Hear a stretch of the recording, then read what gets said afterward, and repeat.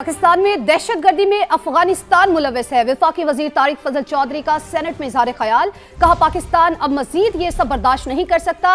अब हम सिर्फ जनाजे नहीं उठाएंगे, भरपूर कार्रवाई करेंगे। खून के हर कतरे का हिसाब लिया जाएगा। अफगानिस्तान में तमाम कार्रवाई इंटेलिजेंस बुनियाद पर थी। फितना अल खवारिज के तरबियती मराकज को निशाना बनाया गया। सिविलियंस के खिलाफ कोई कार्रवाई नहीं की गई। अफगानिस्तान के 3 सूबों में फिजाई हमलों से 100 से ज्यादा फितना अल खवारिज हलाक होने की इतलात हैं।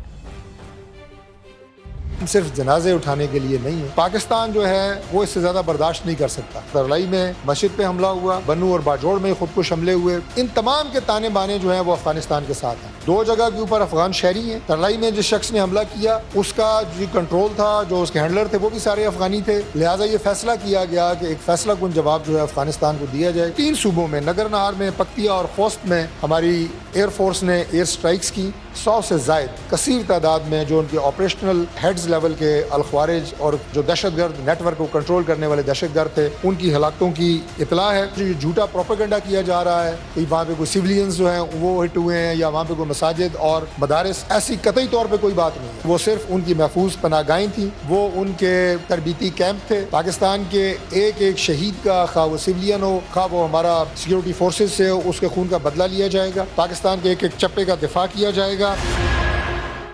सेनेट के इजलास में एक बार फिर बानी पीटीआई की सेहत और इलाज के मामले की गूंज। अपोजिशन लीडर राजा नासिर अब्बास ने बानी को फौरी तौर पर शिफा इंटरनेशनल अस्पताल मुंतकिल करने का मुतालबा कर दिया।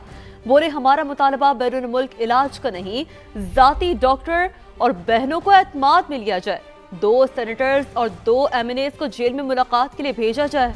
बानी को एक और इंजेक्शन लगना है। मामले को बहरान न बनने दिया जाए। हमने धरना दिया लेकिन गेट को ताले लगा दिए गए। क्या पार्लियामान को ताले लगाकर अरकान को बंद करना पार्लियामेंट की तौहीन नहीं?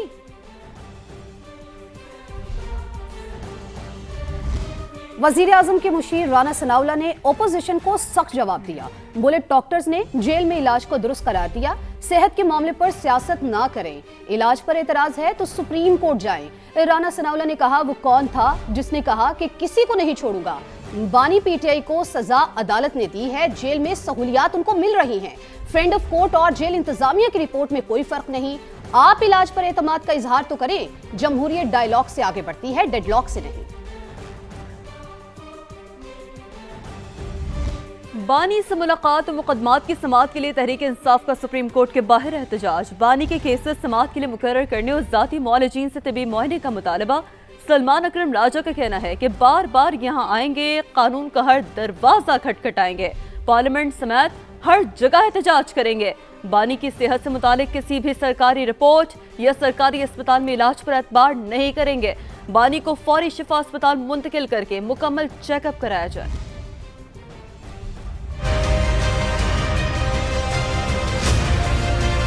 बार बार यहाँ आते रहेंगे, हम बार बार दरवाजा खटखटाएंगे, कानून का दरवाजा, अखलाकियात का दरवाजा, सियासत का दरवाजा, पार्लियामान के अंदर ये बात होगी तो हम हर जगह अपना एहतजाज बुलंद करेंगे। ये वो मौका नहीं है कि हम कोई लंबे मुज़ाकरात करें या हम कोई बहुत लंबी तवील तहरीक चलाएं।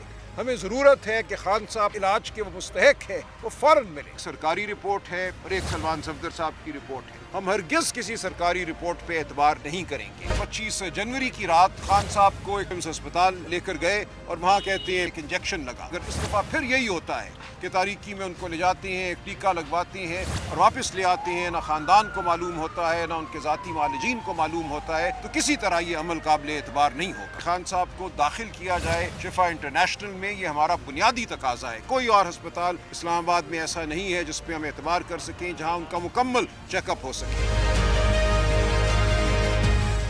डेरा इस्माइल खान में सिक्योरिटी फोर्सेस का खुफिया इत्तलात पर ऑपरेशन। शदीद फायरिंग के तबादले में भारतीय हिमायत याफ्ता 4 खवारिज हलाक। मारे गए दहशतगर्दों से असलहा और गोला बारूद भी बरामद हुआ। ISPR के मुताबिक हलाक खवारिज इलाके में दहशतगर्दी की मुतादिद कार्रवाइयों में मुलविस थे। बलूचिस्तान के जिला पशीन में भी खुफिया इत्तलात पर कार्रवाई की गई, जहां खुदकुश हमला और समेत और फितनल खवारिज के 5 दहशतगर्द हलाक हो गए। ISPR के मुताबिक हलाक होने वाले दहशतगर्दों से असलहा और बारूदी मवाद भी बरामद हुआ।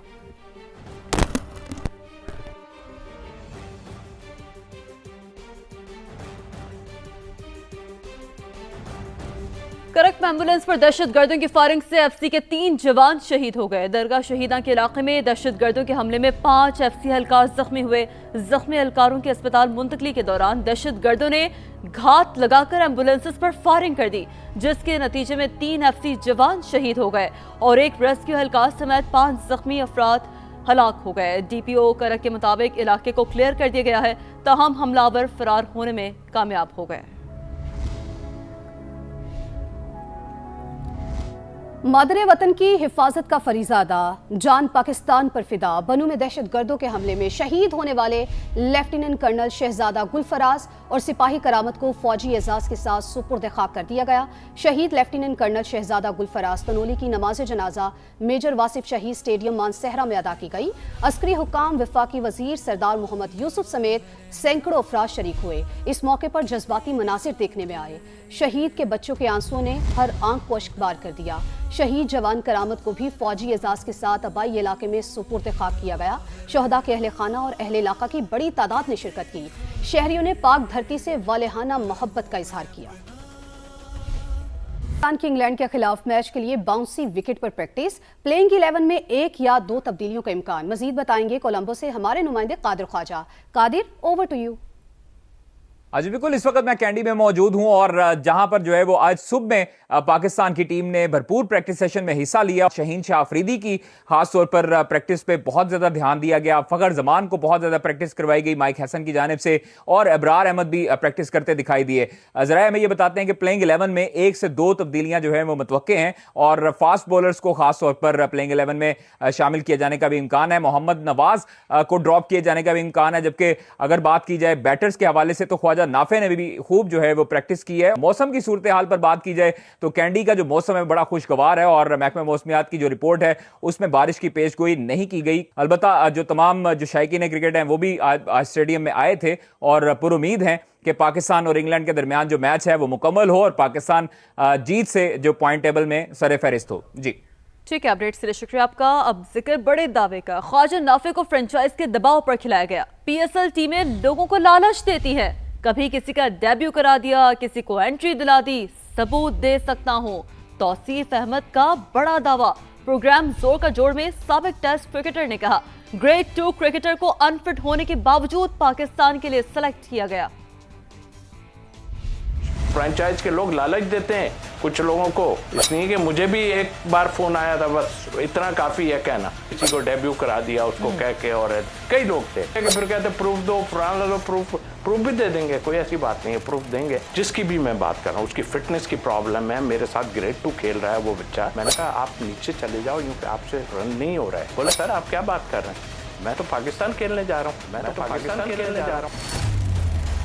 बाकायदा कहा गया, वहां से फिटनेस टेस्ट का कहा गया, जबकि वो लड़का फिट नहीं था। तो ढके छुपे लफ्ज़ों में कहते हैं, कहीं से प्रेशर पड़ रहा है, कहीं से प्रेशर किसका प्रेशर पड़ रहा है बताएं। फ्रेंचाइज